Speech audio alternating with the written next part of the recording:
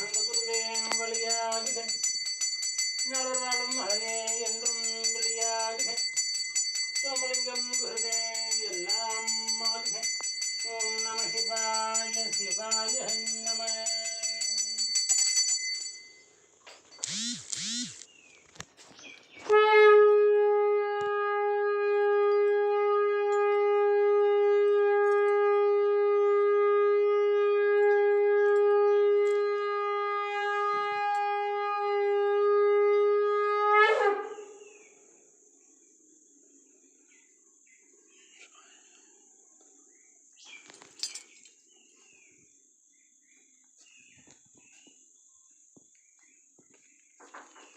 இந்த பேப்பர்லே நீ வருவைடா என்று சொல்லி ஈசனே இந்த நேரத்திலே எனக்கு திருவிளையாடல் காமித்து விட்டார்.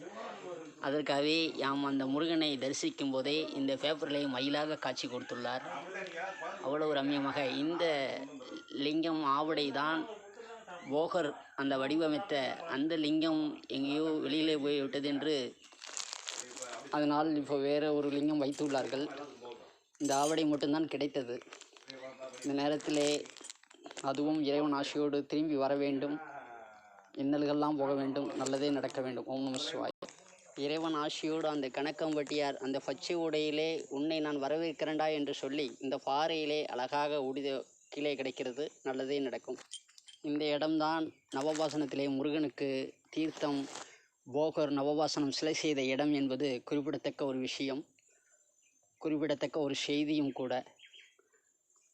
இதன் அருகே இதுபோல மேலே ஒரு ஊற்று உள்ளது. இந்த பாறைக்கு மேலே செல்ல வேண்டும். அது கொஞ்சம் அந்த முள்கள்லாம் அடர்ந்திருப்பதால் அது போக முடியவில்லை. இறைவன் நேரத்திலே பாம்பு ராணியாக ஒரு சித்தர் காட்சி கொடுத்து விட்டார் என்றே கருதுகிறோம்.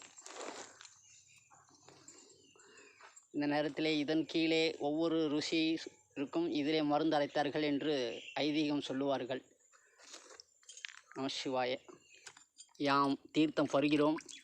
யாம் பருகும்போது நீங்கள் எல்லோரும் இந்த காணொளி பார்க்கும் அனைவருக்குமே தலையில் தெளித்துவிட்டு அவர்கள் நாவிலே ருசி பார்க்க வேண்டும் என்று வேண்டிக் கொள்ள வேண்டும்.